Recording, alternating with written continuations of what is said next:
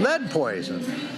Man, it's good talking to you. And, you know, you've been a big part of Cowboy Fast Draw in Oklahoma for a number of years. When did you start shooting? 2016. 2016. Wow. Okay. It's just, so 2016 you got into the game. And, you know, you're a pretty fast shooter.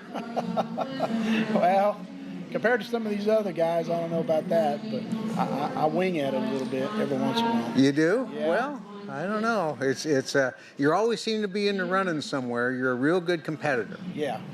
I have been lucky to make a lot of Mag 7s. Yes. Well, I tell you. And then you know, you work together with your wife, Diamond Girl. Yes. And you guys do a lot every year to help put this match on. I know you do. Yeah. It's a year-round deal getting ready for it. Yeah. Boy, tell me about it. You know, and a lot of work. And you know, the people that host our title championships are some of the most important people in our sport. You know, yeah, I used an analogy of the sport's sitting in a chair, right? And there's 4 legs on the chair. You know, competition is a leg, even though it's number 3 on our motto. But one of those legs is the host clubs that put these things on. Because if the host club doesn't come out well on it, if they got to dig in their pocket too much to put on the match, and I'm sure we have those years sometimes when not all the shooters show up that we hope. Right. And then sometimes we do well, and we get more shooters than we think, and we try to give a little more to the shooters. But it costs money to put on one of these, doesn't it? Yes, it does. It is. If you can find sponsors, you know, our club has been, you know, we started, like I say, this is the 7th year of us running it, Route 66. And our club members have just been great. Like you said, who took money out of their pockets to get us going, to start with. You know, when we started, we didn't have any ranges. We didn't have no timers. Yeah. So we've built 2 ranges, purchased 2 sets of timers, backups. It always seems like you need something else, but our club has just been really super about it. And you know, what drives clubs to do that? To put on you know, run a club and put on the matches. What really does that? Our group they're really just a good bunch of guys and women. You know, I don't know. You know, when we first got in it, know anything how shoots were done. So then when you start going around the country, you know, me and Diamond Girl started traveling quite a bit, and then you take a little bit from each one of them that was really neat, and so we just tried to bring that back and incorporate it in ours. And so we have a lot of fun shoots now and try to do it. We, you know, sometimes had resurrection, so we picked up on the resurrection, and we probably are shooting too much, but we're trying to cram it all in there and get everybody a lot of shooting. Well, you know, in the old days of Fast Draw, when you got eliminated from the match, you were done for the weekend. Then you had to hang around if you traveled with friends and family members and all that kind of stuff. And we have incorporated you know, all of these extra events to be held around the match. Even when you get eliminated and maybe things don't go your way the first day, there's always shooting the next day, isn't there? Right, there is. Yeah, we'll finish up the 8th round, tried to do today, and then you can buy back into a resurrection. We'll start that tomorrow. It'll be going while the main match is finishing up to get to the Mag 7. I think we're doing the Quick and the Dead to get everything started in the morning. Just those are fun. Up. Yeah. Fun deal. You know, like you're saying, it's a tough sport. It's a tough sport. We have a lot of people come do it. We have them at the townfolk alleys. But you know, you really got to want to. You know, you got to want to do it. It takes money to buy guns, holsters, the shells, and once you get that in, you're good to go. But it's just that initial cost is sometimes tough for some people. Well, it's not a poor man's sport, but it's not a rich man's sport either. No, it's a sport worth doing. The guns, holsters, you know, the guns hold their value. And so if you decide that, you know, this ain't your game, you can always sell your guns and things like that. And so, unlike you know, used golf clubs aren't worth hardly anything. And so, so it's just. But I think we all do this for the love of the game. Yes. And so. Well, I'll tell you one thing I've noticed that, and it's happened since the 8 years I've been in. We've been doing it. I've never been around a group of really shooters that struggling, they're the first ones that come up and try to help you to get better. Figure out what you're doing wrong.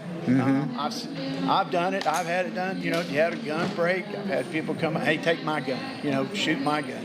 Yes. So it's a different. I guess it's kind of like golf. You're kind of on your honor system. And I'd be remiss not to miss the one I've met that's one of the best ones is Boss. Boss? He's Oh, the yeah. most honest shooter and person that I've ever been around. So we've met a lot of great people, George and Kay, Gentleman George and Texas Road. Yes. And they brought Boss, and then when we first started, when we didn't have a ranger, they towed everything up from Texas just to help us put it on for nothing. And it was. I couldn't believe it that they would do that much trouble just to help us put it on. We try to get our friends and family into this game. I'm doing this television series now on this thing called Zebo TV, and it's like we want more of the public to see us what we're doing, but until they actually come and try it, I don't think they can understand it. No. And I think that's what also bonds us together, because we understand how hard it is to hit that plate. At least, even if we're faster than our opponent, we got to hit it at least 3 out of 5, or they're going to eat us for breakfast. Will put you down. Oh man, Yeah. and that bond between us, because only we understand how difficult this game is, and we don't use our sights. There's this is much like a golf swing, all feel. And timing and everything. And it is a full concentration. If you're not focused, it'll show immediately on the target. Absolutely. Like you're saying, one of the funniest deals is I would have never thought, the first year I shot, I seen Shane. Yes. I'm like, there's no way that old guy can beat me. And he spanked me and set me. And I'm like, you got to be kidding. So that's one thing that surprised me, that, like you're saying, from all ages, from kids to, I guarantee you, some of these guys, they're tough. And they will put it on a target and put it on there fast. Oh, you got Short Keg and you got, Sundowner. These guys were actually shooting fast draw in the late 1950s. Before I was born. I know. That's a tough one to try to beat. And now they're in their 80s, and they're just still competitive as a rattlesnake. Yes. I mean, their guys are shooting in the threes and stuff. And old Sundowner will lay shots in the low 4s on you and an occasional high 3 on you, and he's like 87 now. That's one question I have for you is, I when I came into it, I started out 480s, and I got it down to 430s, working my way down.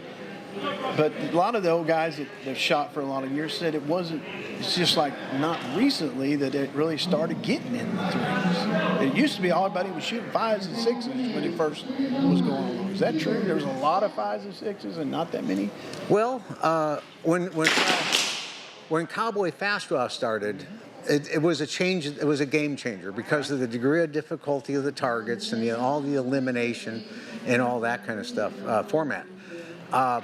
We actually would shoot, in the old original fast draw. I mean, all there was, you put your finger on a button, right, and then you drew your gun. It was fast draw. That's all there was to it. Then they started shooting blanks at balloons, and the Midwest started shooting the wax at steel, and there was the Western guys all wanted to shoot blanks, but we were shooting blanks in the 60s and 70s and stuff, in 2500ths of a second, But it was like shooting a 32-inch target at 8 feet because that blank had a big spread on it. But as the game changed, we had, I think the amount of competition in this game where we have guys that shoot a third of a second in this game. Consistently. Yes. Very consistent. Thumbing the gun. Yes. They're not twist fanning. They're not using a bucket boot holster. They're not using the things that the sport all grew into that we reset in 2002 when Cowboy Fast Draw was formed. And now you got to have a Western style holster with a Western style gun that cannot be modified. Real gun. Except an action job. And so you're thumbing that gun. You can't even put your left hand in front of your body before the light comes on. So that takes fanning really out of the picture. So we're thumbing the guns more accurately than what's ever been done in this sport. By far, we have so many competitive shooters in this game Right. that have taken it to a high level. This is the most competitive shooters I've ever seen. I would have to say, well, since I've been in, just unbelievable how good they are. Oh, it is. Top to bottom, very good shooters. Absolutely. Yeah. Well, anyway, anything you'd like to add? No, I'm good. Okay, I man. appreciate Cowboy Fest. It's been a lot. We've led a lot of good people. So Pleasure it's been fun. talking to you. Yes, sir.